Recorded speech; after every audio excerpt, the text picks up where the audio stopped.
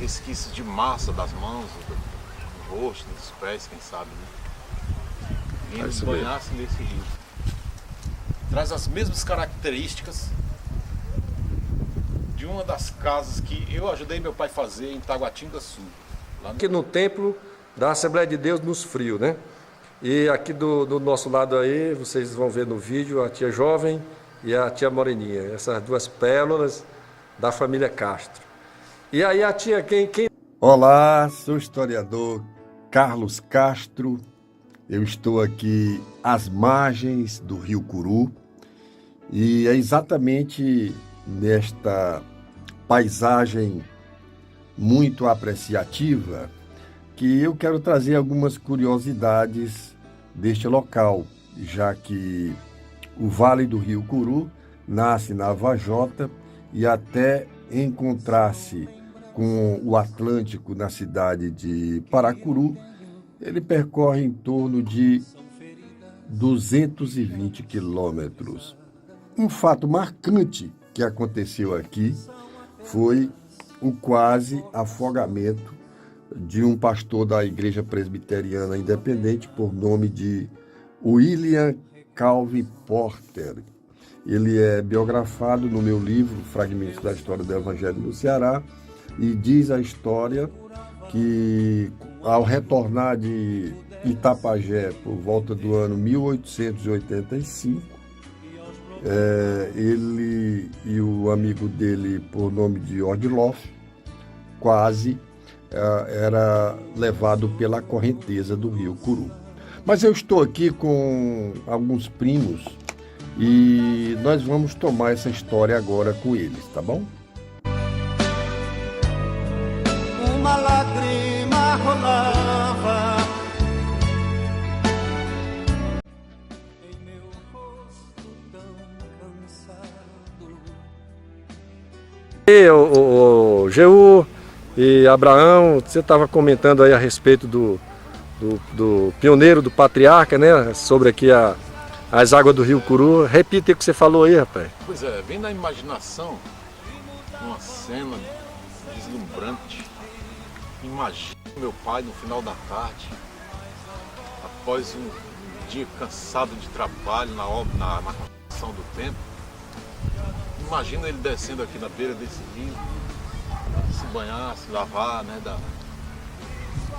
dos resquícios de massa das mãos, do rosto, dos pés, quem sabe. Né? E se banhasse nesse rio Curu. Rio Curu. Muito bem. E aí, um tostãozinho da voz, Ju? É isso mesmo, né? É isso mesmo, né? A gente vem muita coisa à mente, né? Porque as terras onde pisou aí o nosso pai, nossos tios, é muito importante estar por aqui, vendo esse rio, né? Amém.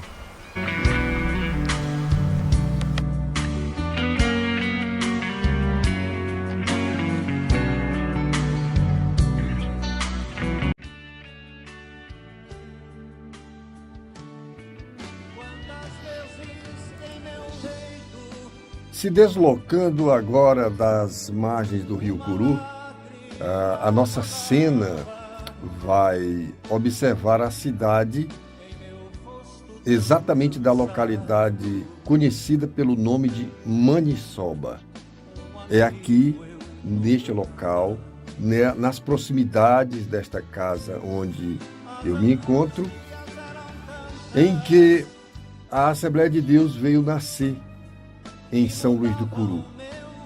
A localidade de Maniçoba dá em torno de 4 quilômetros, de 4 a 5 quilômetros da sede, né?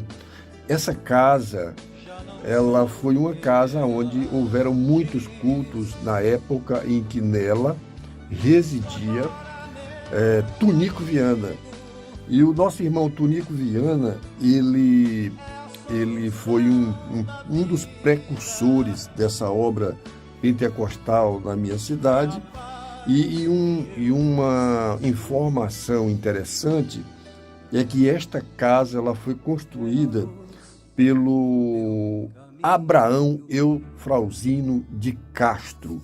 E eu me encontro nesta casa com 2 filhos de Abraão Eufrauzino de Castro. Um deles é o Abraão filho e o Jeú.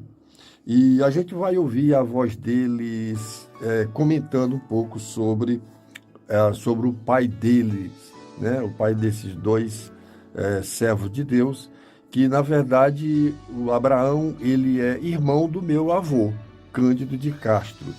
E a cidade de São Luís do Curu ainda não tão crescida como atualmente, ano 2024.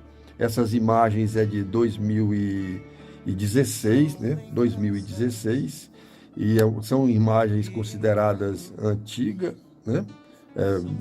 Já faz um bom tempo, mas sem demora a gente quer falar para você que em 2029 a nossa cidade vai comemorar os 100 anos da Assembleia de Deus aqui no local.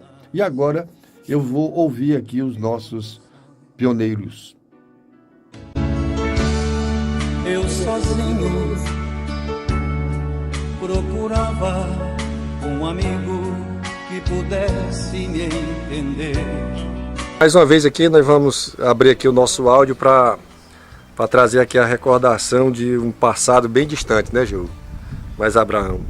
E aí, com certeza, a gente não tem nenhum antigão aqui para afirmar o que nós estamos dizendo, mas tudo leva a crer que essa casa aqui teve as mãos de Abraão de Castro na sua desenvoltura, né? E aí, o que vocês dizem desse fato? Pelo que eu estou vendo aqui na minha mão, um tijolo, acredito que fabricado pelo meu próprio pai também, o Abraão de Castro. E o serviço feito aqui, a alvenaria feita, traz as mesmas características de uma das casas que eu ajudei meu pai a fazer em Taguatinga Sul, lá no Distrito Federal, no Brasil. Pelas características da mão de obra, é a mesma coisa. Não tenho dúvida nenhuma. Não tenho sombra de dúvida que o Veaço passou por aqui. Não tenho dúvida. Isso para nós é um achado arqueológico, né? Porque toda a característica da construção, a forma de colocar o tijolo, até a grossura da massa, as tábuas usadas nas portas, era a característica exata da forma como Abraão de Castro fazia suas construções. Nós podemos identificar pelas construções que ele fez em Taguatinga lá. Eu, Abraão, a gente em Anápolis, construindo casa, igrejas. Ele gostava muito desse tijolinho pequeno, e a característica da obra, da construção, a construção que ele usava, a característica que ele usava para fazer as casas lá em Brasília. Em meu rosto tão cansado,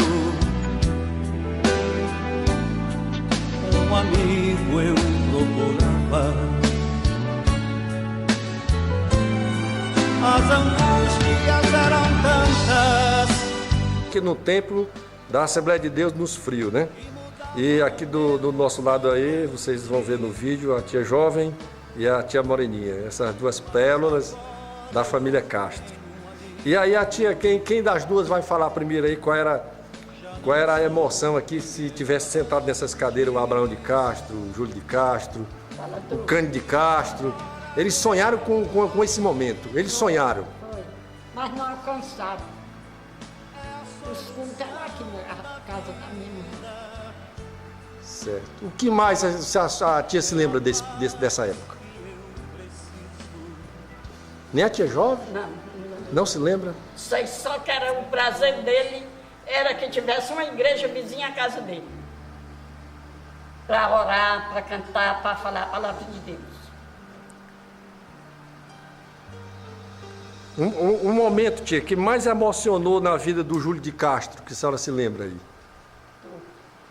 Pode ser uma das duas. Foi em ser crente, em viver mais isso na casa, né? Até o dia que ele partiu. Ele tinha prazer, tinha gosto de ver as filhas orando e cantando. Só isso. Ele chegou a comentar alguma coisa do pai dele com relação à fé, com relação ao cristianismo? Não, Nunca, né? só conversava assim, que eles moravam, ele morava aqui e ele lá. Certo. Pouca coisa vocês se lembram dele falar sobre o pai dele. Ela poderia se lembrar melhor que a mais velha, né? É. Agora eu que sou... Mas a tia não se lembra de nada que o tio Júlio comentava a respeito dos pais dele, não. Ele comentava muito, não era mais. Ele comentava mais dele, que eu me lembro que quando ele ia daqui para o Curu, atrás de uma escola dominical, às 2h, 1h30, ia assistir a escola dominical no Curu, e quando chegava dizia assim: minha velha, a escola dominical hoje foi como nunca. Dele ele comentava, dos pais dele não. Que maravilha, né? A tia se lembra, por exemplo, tia, quantos anos a senhora tinha, tia Moreninha, quando a senhora se lembra de ter havido trabalho aqui nos Frios, evangélico, culto, aqui na casa da tia Lisete? A senhora tinha quantos anos? Quando a senhora tomou... Eu já tinha meus filhos tudinho. Já, né? Foi nos anos 30 ou nos anos 40 que teve aqui os cultos? Foi por aí assim. Nos anos 40, mais ou menos. Lá por esses anos eu era bem pequena. Essa né? idade que você estava dando aí. Pronto. Então tudo bem. 67. Daí eu tenho 65. Pronto. Então tá bom. Maravilha. Tá bom. E assim nós registramos um pouco da nossa história pentecostal. Um legado que fica para a posteridade, né? Afinal de contas, a nossa igreja teve muitos pioneiros que, em um momento como esse, deveriam ser relembrados. Assim como o nosso irmão João Ferreira Barbosa, que gostava tanto de comentar sobre a história da Assembleia de Deus em São Luís do Curu. Ele era esposo da irmã Edna Ferreira de Menezes e muitas informações sobre a obra ele absorveu nos seus relatos com pioneiros da primeira geração. Eu me lembro bem que ele comentava sobre a chegada da Assembleia de Deus em 29 de junho de 1929, pelo pastor que nós conhecemos como sendo o primeiro a ser consagrado a pastor no estado do Ceará, que é o Vicente Sales Basto, e no culto em que estava presente o pastor José Teixeira Rego, Domingos Rodrigues Viana, o Jandoca Viana também, que é um outro personagem importante dessa obra. Esse primeiro culto que vai acontecer na Maniçoba, ele acontece na casa de um cidadão que eu o conheci. O seu nome era João Veras, ok? O seu João Veras, eu me lembro dele, eu muito criança, né? Mas me lembro dele um pouco. A irmã Josefa Acácia, Acácio, né? Josefa Acácio, era esposa acho que, se não me falha a memória, a irmã Josefa foi a esposa do Abraão de Castro, a primeira esposa, né? Pois bem, os trabalhos da igreja naqueles primeiros idos da década de 40, a escola dominical era uma festa, né, para a igreja. Vocês observam aí o que a tia falou, né? Do tio Júlio se deslocar 6 quilômetros para ir, 6 para voltar, para participar da escola na cidade, né? Ele morava nessa localidade de Frios e ia para a sede da cidade participar da escola. Foram muitas histórias aí na nossa cidade. A vida pastoral da Assembleia de Deus nesse local se dá entre 29 e 1934, como pastor, o Vicente Sales Basto. Depois do Vicente de Sales Basto é que vem o pastor Antônio Alves dos Santos. Ele vai construir um templo bem rudimentar aí na cidade. E ele fica entre 1935 a 1940. Depois dele vem outro que se chama Antônio Barbosa. Esse vai de 1941 a 1942. E o Antônio Barbosa, ele dirigia a congregação lá do Mucuripe, quando o pastor Teixeira Rego faz a mudança dele para ir para a nossa cidade, né? São Luís do Curu. Depois vem o pastor Antônio Simão da Silva. E esse pastor ele vai ficar de 43 até 54, que vai ser o período em que vai chegar o pastor Lucas Saraiva Leão, pastor Luquinha, né? Que esse aí são as lembranças mais incríveis que eu tenho do pastor Luquinha. Já fiz vídeo indo na casa dele, né, lá na Maniçoba, e tem aí os vídeos para vocês conhecerem essa história. Ele assume o campo em 1955, quando ele é deslocado. Nesse período ele estava no Itapajé, quando vem aqui para o Vale do Curu, né? Nossa São Luís do Curu. E o pastor Luquinha, ele fica no campo entre 55 até 1970, ok? Em 1970, por incrível que pareça, eu tenho aqui no museu um documento escrito de caneta esferográfica em uma folha de papel almaço, a ata de posse do pastor Jerônimo no campo de São Luís do Curu. Inclusive, eu também tenho a Bíblia que era utilizada pelo pastor Jerônimo aqui no nosso museu, né? Uma relíquia muito especial. Depois vem o pastor Ademar Alves Bezerra, que vai ficar a partir de 1978, passa pouco tempo. Em 79, ele transfere o campo para na verdade, ele vai ficar de 78, o pastor Francisco Alves Pinheiro, ele vai ficar nesse período, até 82, ele fica de 74 a 78, o pastor Ademar, e depois vem o pastor Pinheiro, Francisco Alves Pinheiro, que assume o campo de São Luís do Curu no 79. Ele se deslocou, o pastor Pinheiro, ele estava dirigindo Aracati, quando a convenção envia ele para São Luís do Curu. Aí vai de 79 até 82, que foi através do pastor Pinheiro que nós passamos a fazer parte da história do campo de Messejana, né? E foi ele que trouxe o papai para morar aqui em Messejana, rapaz. Pastor Pinheiro, a gente deve ao pastor Pinheiro esse legado, né, da gente fazer parte aqui do campo de Messejana.